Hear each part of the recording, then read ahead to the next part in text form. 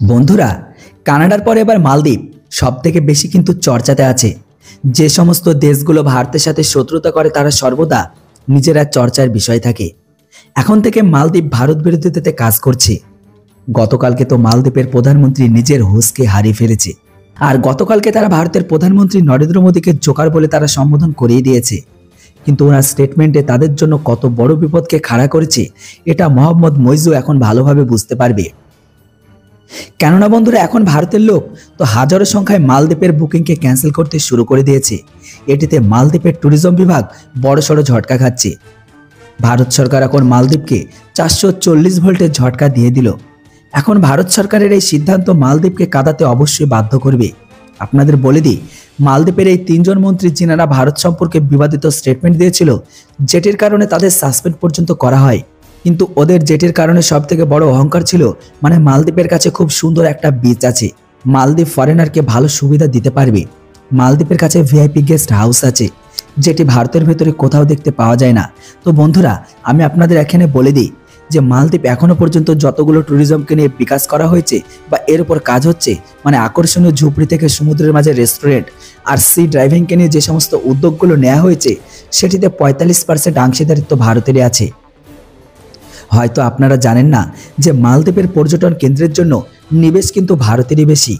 এমনকি আমাদের ইঞ্জিনিয়ার মালদ্বীপের ভেতরে যে ট্যুরিজম স্পটের সমস্ত কিছুকে ডেকোরেশন তারাই করেছে। যদি আমরা গত 10 বছরের কথা বলি, তাহলে মালদ্বীপ তাদের পর্যটন কেন্দ্রে আপডেট করার জন্য ভারতের থেকে 5000 ক্রেডিট লাইনকে নিয়েছে। আর এখন ভারতের ইনভেস্টমেন্টে মালদ্বীপের ভেতরে কেন্দ্রের উপর কাজ চলছে। তো যেগুলি আছে এখন সবগুলি স্টপ হতে চলেছে। বন্ধুরা, মালদ্বীপের ক্যাবিনেট মন্ত্রীর দ্বারা এরকম অসভ্যতমি করার পরে মালদ্বীপকে দেওয়া সমস্ত ক্রেডিট লাইন এখন সম্পূর্ণ স্টপ হতে চলেছে। যেমনটা বন্ধুরা কয়েক মাস আগে কালাপানি বিবাদকে নিয়ে নেপালের বন্ধ করা হয়েছিল।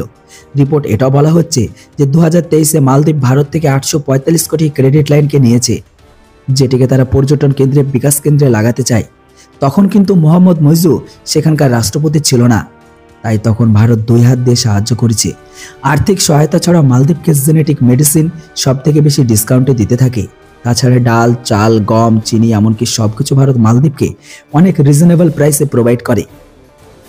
কেননা ভারত তাদেরকে আসলে পড়শি মনে করে। কিন্তু যখন থেকে মোহাম্মদ ইন্ডিয়া আউট ক্যাম্পেইনকে চালু করেছে, তখন থেকে ভারত মালদ্বীপকে দেওয়া সমস্ত সাবসিডি দেওয়া বন্ধ করে। এখন বিচার করছে সমস্ত ট্রেডকে যেন বন্ধ করা যায়। আর এই জন্য কাল থেকে পরিস্থিতি সম্পূর্ণ বদলে গেছে। এখন তো ভারত সরকারের কাছে পুরো অধিকার আছে যে ভারত মালদ্বীপকে দেওয়া সমস্ত সাবসিডি আর ফ্রিতে দেওয়া মাল যেন বন্ধ করে। যদিও বন্ধুরা ভারতের সমস্ত আশপাশের দেশগুলো বা পড়শি দেশগুলো খারাপই বের হচ্ছে, তারা ভারতেরই খাবে, ভারতেরই নেবে, আবার তারা ভারতেরই সর্বদা আলোচনা করবে।